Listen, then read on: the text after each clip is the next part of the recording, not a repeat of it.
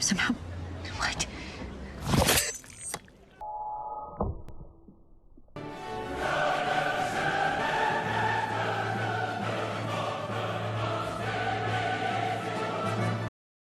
Okay, so I rewatched The Invisible Man for you guys, because I've been saying that The Invisible Man is not very good. I've been going around and giving it a bad name. And I watched it again, and it was okay. But I still wasn't too crazy about it. Watching this movie again has helped me both like it more and distaste it more at about an equal rate and at about an equal amount of reasons. So prepare for a review where it sounds like I have an identity disorder. The 1933 classic is mostly about an invisible scientist who has become psychotic and starts murdering people for entertainment. And that's it. There is both a comedic and horror element in this movie. The performances and lines are hilariously cheesy and dated, the effects were strikingly effective at the time and impressive now, the movie is short and the characters are uncomplicated. Though in this movie I should say there is no real sense of mystery after the first 20 minutes. Once you find out what the gimmick is, there is no fooling you anymore. And I will be fair in saying that the new movie tries to exceed in this. The element of mystery tries to be present in this movie. In movies like this, they deliberately try to show you cool shots, so it's only natural when I point out that their shots are not as neat as one another. And if I could change one itsy bitsy thing, I would choose not to show everyone what the Invisible Man looks like at the beginning of the film. That's a piece of a secret that the original did have, and I wish they took note of that because I am much more into the idea of having this abusive, awful boyfriend be an unknown looking monster of a human, as opposed to him being a muscular, handsome model. It really just takes the scare away once you know what he looks like. Another problem I seem to have is the acting a little bit. Elizabeth Moss is giving an excellent performance.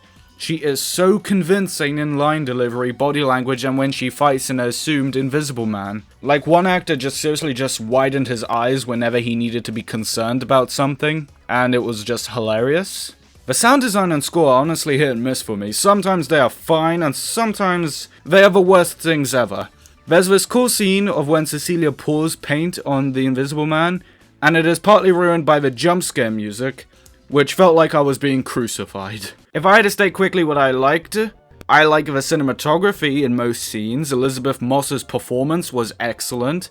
The costume design is good, the music is sometimes acceptable, and I like how this points out the different kinds of trauma and abuse because many movies like this don't. Also, I loved the main character, but every other character is just not a real person to me. They're just really there for Cecilia's sake in the story, but anything they do, they really don't have any explanation for themselves. Like, why does Tom help the Invisible Man? Doesn't matter. He's only in like 4 scenes of the movie, and he simply says that he's scared of him. This is actually hilarious because Tom committed murder.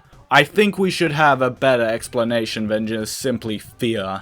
There's this good technique of gaslighting that Winnell uses it for his main character, but it's not always believable when you attract it to the other characters.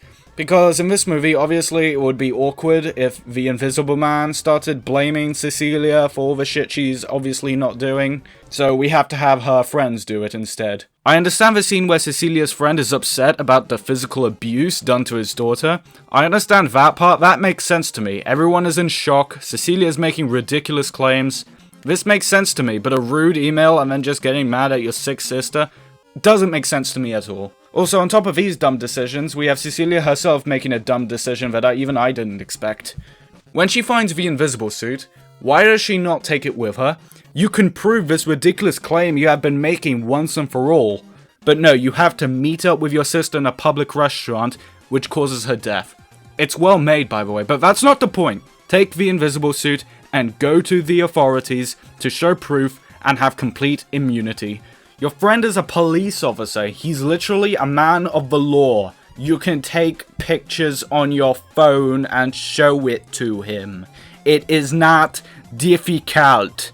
I do like this movie now that I have rewatched it, but I just can't get over people calling this a perfect movie, because once again, it has flaws, and if we want future movies like this to be good, they need to understand those flaws, because we all know that copycats don't usually succeed. The point of this horror movie is to sell you on a modern day Invisible Man, which it does. It has its own unique ideas, it tries its own thing, because whilst not 100% believable, and I do wish they played with a trauma just a little bit more in other ways, I would never want to go through what the main character went through in this movie, and that means something.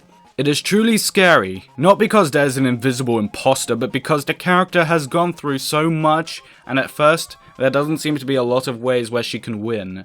But I do wish they kind of worked on the character of Cecilia more when she became a badass. She kind of moves from, I hate my ex and I'm scared of him, to, I hate Adrian and I want to kill him. We have seen this a lot of time in other movies, and it's not new.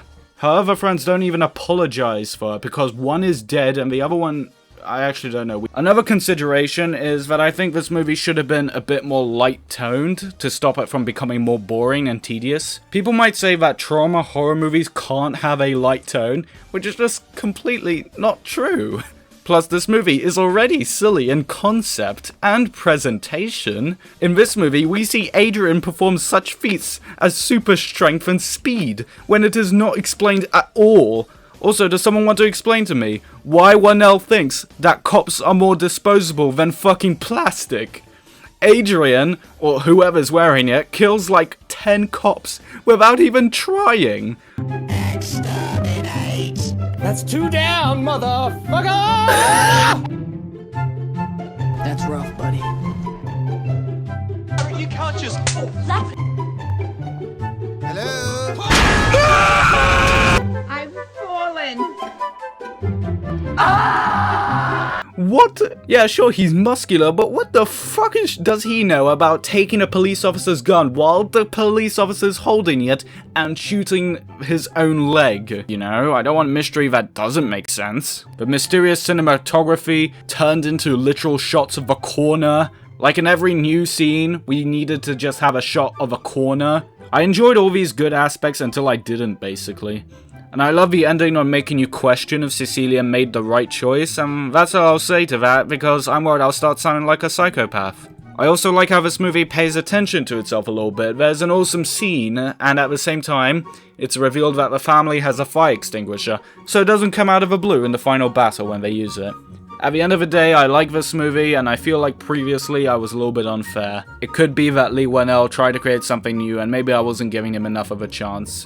I think his other movie, Upgrade, is good. I think they're both easier to admire. He obviously likes writing about trauma, which is actually kind of funny because he co-wrote the Saw movies, and those movies have trauma in them as well a little bit.